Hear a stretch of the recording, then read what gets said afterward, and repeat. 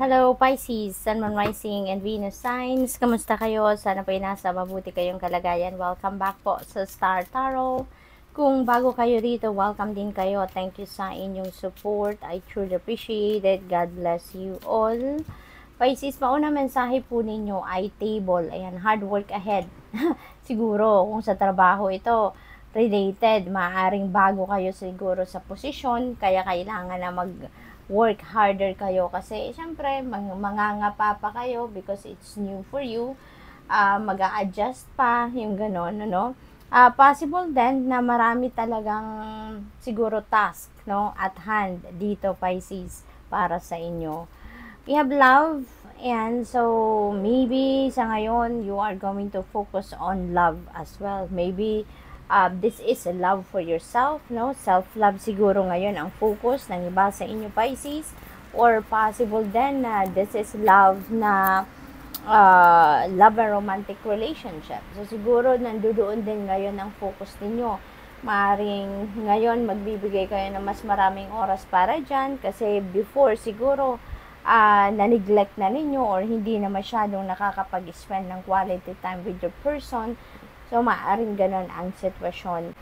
What else? We have hills and obstacles to overcome. Ayan. So, merong mga konting balakid dito na maaaring susulpot sa inyo sa ngayon. Pero, ano lang to, saglit lang, maliliit lang ito. So, parang there's no big deal. Kumbaga, at maaaring yan ay masolusyonan ninyo agad, malusutan ninyo agad, no? Siguro naririnig ninyo ngayon Pisces, napakalakas ng buhos ng ulan, biglang bumuhos ang ulan. So I hope mas maririnig ninyo yung boses ko, no. We have Turkey, someone is behaving stupidly. Ayan, so sa paligid ninyo yan, maaring kapamilya ninyo, maaring person ninyo, or siguro katrabaho, no, na talaga namang nagpapakaano ngayon, nagpapaka-stupid.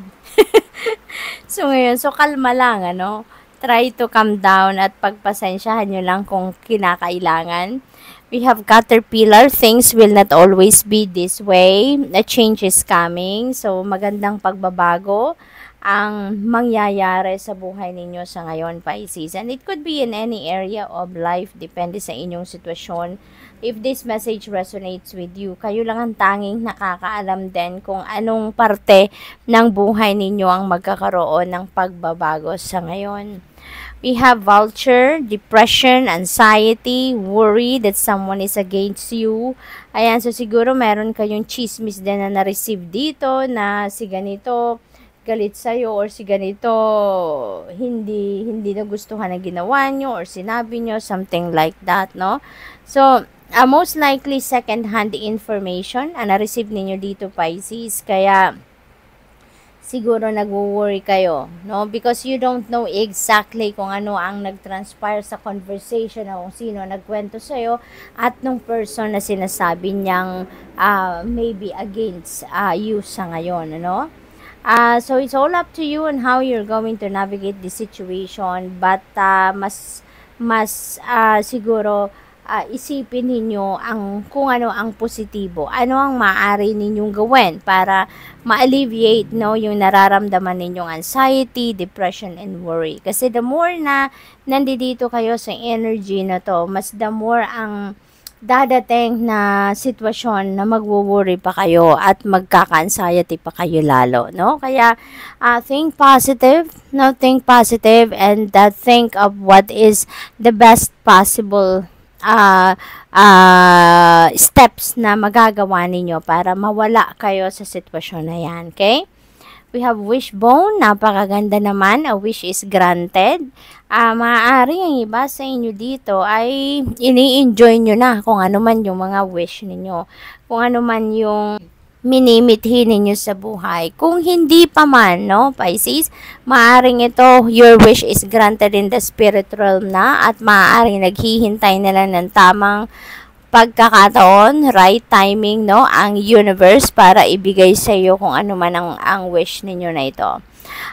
We have the energy of the Jug, light-hearted and carefree time. So mag-chill muna kayo sa ngayon. Maaring na-stress kayo dito sa dalawang ito, pati na dito. So, maybe it causes you stress and uneasiness. Kaya, ano muna kayo, no? Mag-chill muna kayo. What else? We have door. Opportunities are waiting for you. Napakaganda rin. Although hindi pa natin alam kung anong klaseng opportunity ang dadating kasi nga sarado yung door, but definitely there are opportunities na naghihintay sa inyo, which is really good. What else? We have dog barking, advice from a friend. Maaring related ito na advice dito sa sitwasyon na to, no? Sa mga itong sitwasyon na yan na tatlo. Maaring merong kaibigan dito na handang dumamay sa iyo, handang makinig sa inyo, no? At magbibigay ito ng advice na maaring pakinggan ninyo at maaring sundin ninyo. We have eagle, triumph over troubles or obstacles. So, this is really good. Ano man ang mga problemang itong energies na yan, mapagtatagumpayan ninyo. And maaring that is because of the help of this friend ninyo.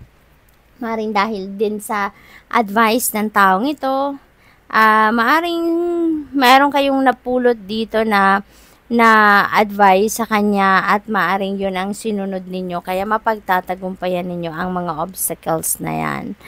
We have tent, temporary situation na yan. Well, lahat naman ng sitwasyon sa buhay, Pisces, is temporary, no? Kahit ito, na yung mga obstacles na yan, depression na yan, mga problema na yan, they are all temporary. Kaya, kung ano man itong temporary situation na to, rest assured, no, that is just going to, tawag dito, yung dadaan lang yan, saglit lang, no? And you are going to enter a new phase sa buhay ninyo. So, tingnan natin kung ano pa ang ganap.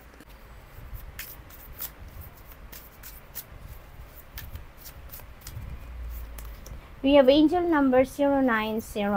Meron tayong new beginning. So, definitely, meron talagang bagong simula, no, na magaganap dito sa buhay ninyo. There are opportunities and great chances dito na papasok sa buhay ninyo. Sabi dito, look out for an opportunity that might be a game changer. Maaaring ito na yon. You are completing something major. It feels good to level up. Close the old chapter, new adventure will unravel. Ayan. So, definitely, there is a new situation coming your way. You are entering a new chapter sa buhay ninyo. Kaya, good luck po. That's all I have for you for today. Thank you for watching. Love and light. Namaste.